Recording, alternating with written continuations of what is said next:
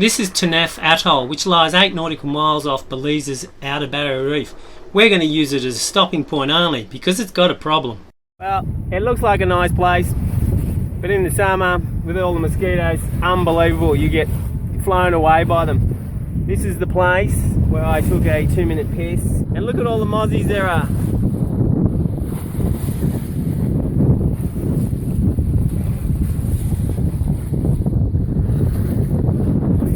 And that's the ones I got. And then on the couch, when I quickly ran in, jumped the screen, jumped in and jumped on the couch, I squished another 20 all on the couch.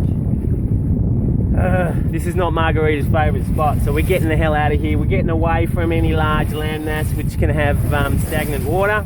We're going out to a place called Lighthouse Reef, which is supposed to be an awesome place, because if we stay here, we're going to go crazy. Literally, the mozzies are here are constant 24 hours, not just the sunset, sunrise. It's crazy. I'm going to show you the war zone so you see the proofs, the evidence. They start here.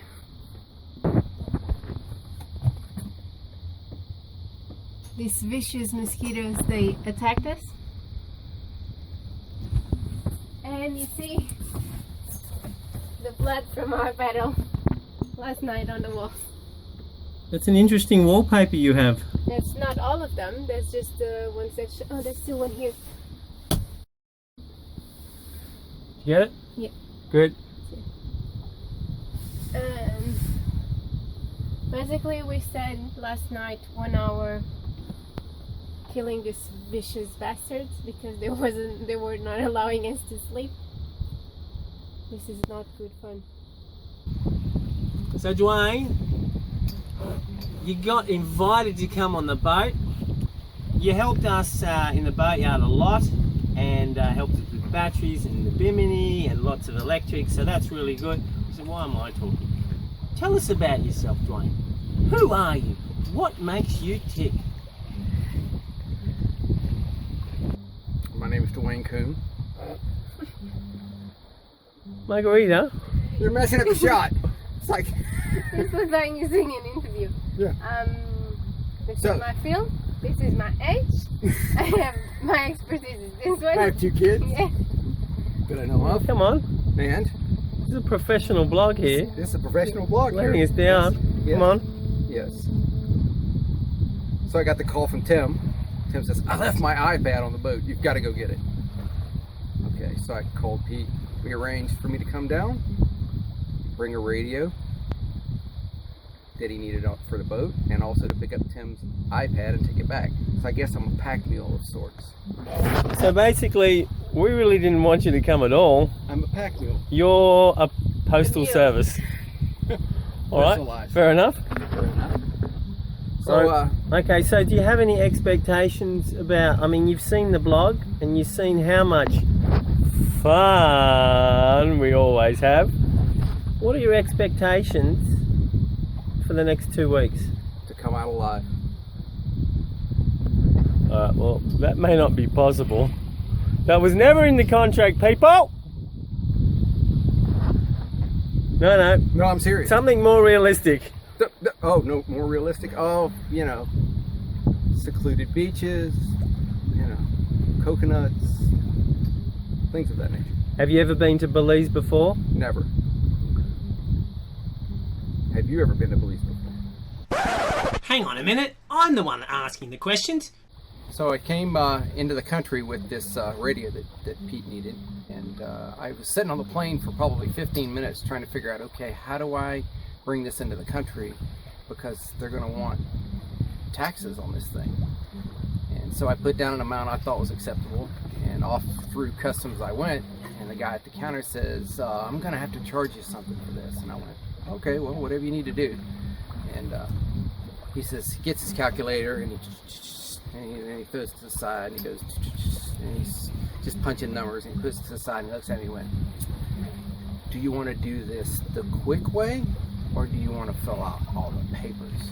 And I knew when he said that this money was going to go in his pocket. So I'm considering, well, you know, maybe 30, 40 bucks. He'll put it in his pocket, go have lunch. No, he actually says $100. He says, go to the guy at the window, tell him $100 bucks. So now the two guys didn't talk. So I don't know how the guy at the window knew I was supposed to give him $100. So as soon as I gave him the $100, it disappeared. It didn't go into a drawer. It didn't go. I didn't get no receipt, and off I went. So I probably paid for their light bill for 6 months, both of them. Welcome to Belize. We get to the Lighthouse Reef and it had cleared up as expected. We were just discussing the channel and where to get in.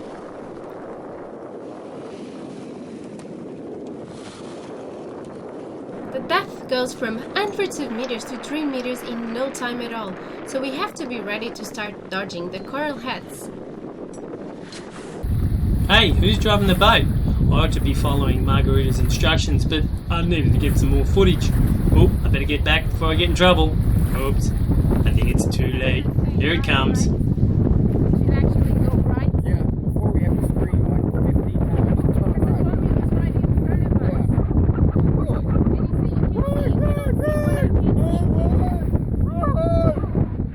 See what I have to put up with, people? Got two other captains here. Did we hit anything? Nah. Are we on course? Yeah. Do I know what I'm doing? Nah. Well, it's all a bit new. This is a different type of reef. I now know that this colour at midday is about 9 feet. And also, this colour down here is like a very low, corally, shoaly area, maybe little bits of live coral, and that's also about 9 or 10 feet. So that's good. Colourful bombies are just like Australia. The more colourful they are, obviously, the closer to the surface they are. But still, it's difficult for me to adjust because from long reef we're only 3 feet, and this we're 6.5 feet or 6 feet 4 inches. So that's a big difference. All right, this is the 5th time the carvey's been pulled apart. Here we go. I don't have any hope really whatsoever, but here we go.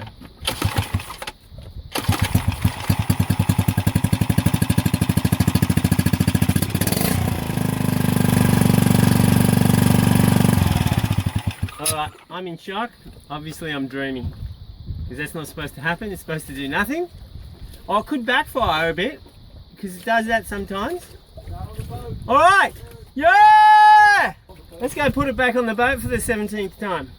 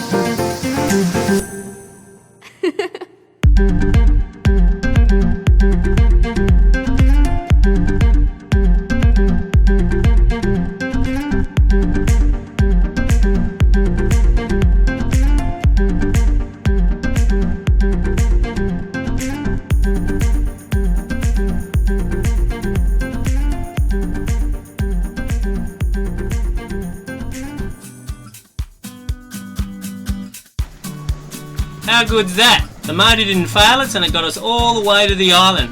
Bloody great.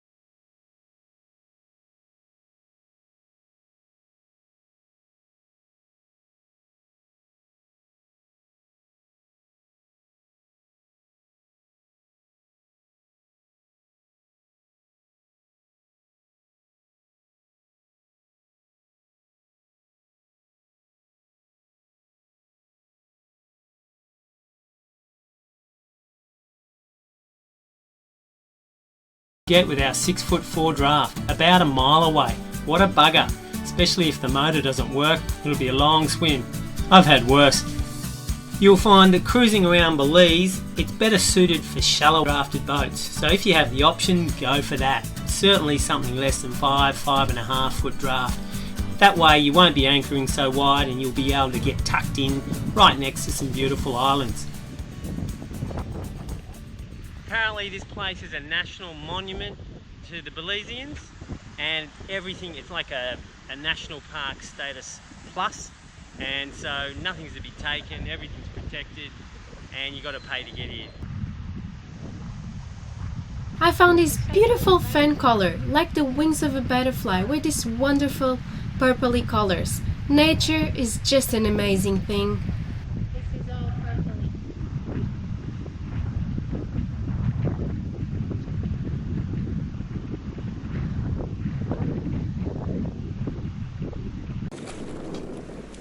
We are coming up to a lighthouse that was destroyed by a Category 4 hurricane in the year 2000.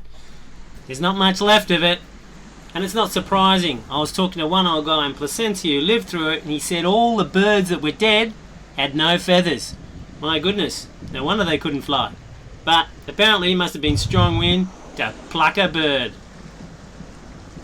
Alright, now it's my favourite time. Let's go check out the water and see what's under it.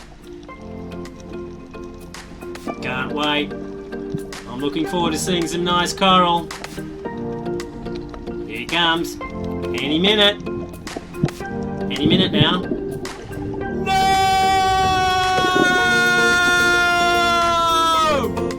That's not what I'm after. That's what happens when you give your editing to someone else. Ah, that's better. Carry on. Oh, she's coming in for a kiss and a cuddle. Sorry, folks.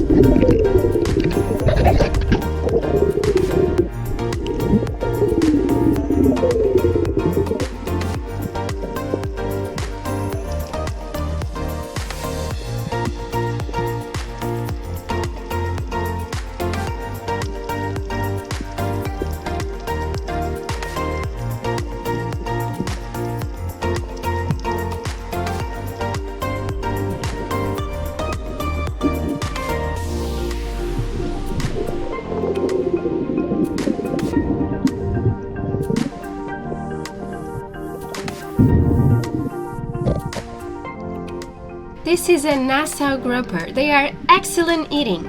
We didn't shoot him for dinner because there were so few fishes left in Belize, it just seemed wrong.